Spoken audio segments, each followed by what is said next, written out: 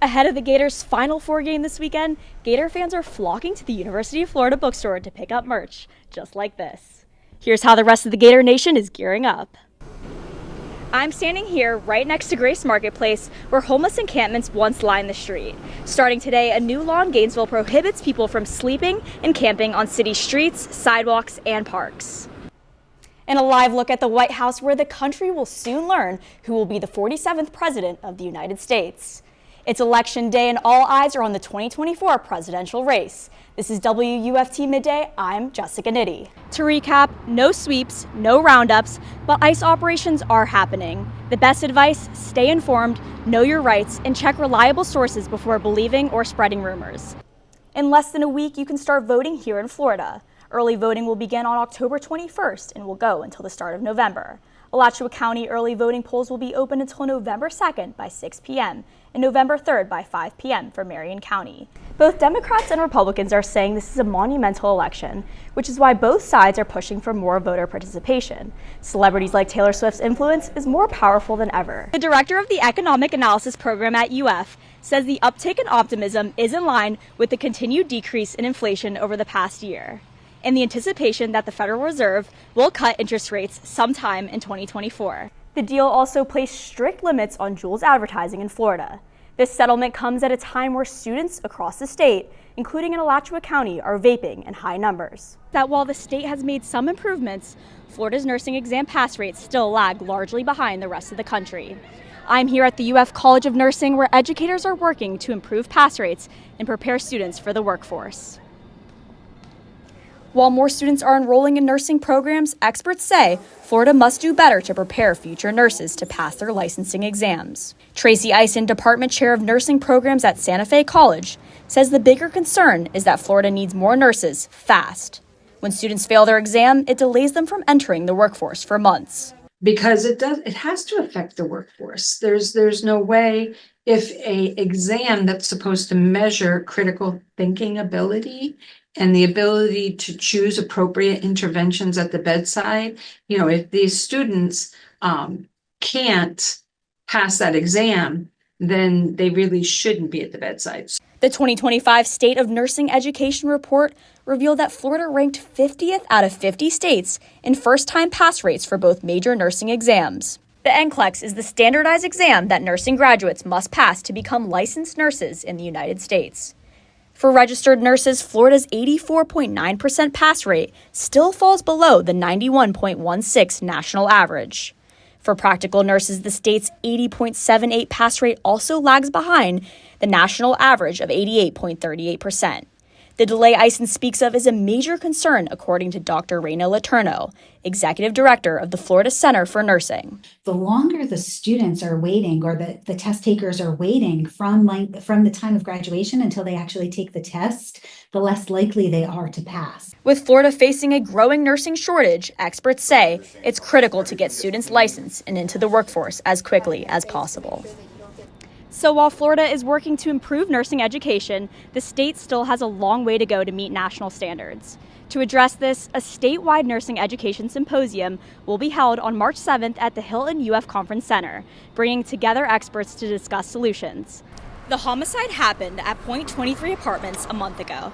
Following last night's arrest, I spoke with shop owners and neighbors in the area that are reflecting on safety and security because they're shocked this happened in their neighborhood. The community is mourning and reliving what led to a fatality and 3 arrests in Gainesville. It's a tragedy whenever you hear about that stuff happening, especially when it happens on this side of town. For us, we consider ourselves a part of this community. We've been family owned and operating here in this location for 30 years. TB Goods manager Chris Schindel believes in protection. We take a lot of safety precautions. Obviously, we have bars on the windows, tons of cameras. There's a lot of security measures that we take because we hold people's items and we have their goods here and jewelry here. So it's real important that we do a lot of things to protect ourselves, protect the store, and protect our clients' merchandise. One community member is concerned about her safety. Do we change our venue? Do we change our living habits? And do we move to another secure place? I don't know. We just sit there and think, let's hope it doesn't happen to me. This community member and Chris say the awareness strengthens their togetherness. I think if it happens in your community, it's good when the community kind of bands together and everybody kind of opens up their eyes and looks out for this stuff and speaks up when it's time to speak up. And if there were ever a time, Chris says this is it. Although arrests have been made, this is still an open investigation, and anyone with information is asked to contact the Gainesville Police Department. Tax season is a time of deadlines and stress for millions of Americans. It's also a time when criminals look to exploit the system. The IRS reports in 2023, cases of fraudulently filed tax returns increased by over 30%. Your phone rings, and it's a call from the IRS. This is how many Americans fall for tax fraud each year. The population most susceptible to this fraud, the elderly. Diane Reagan is a member of the McAlpin community who became a victim of fraud. Angry? Yes, very angry. I think it's horrible. People in the world today are just, not everybody, but there's so many that just don't care anymore.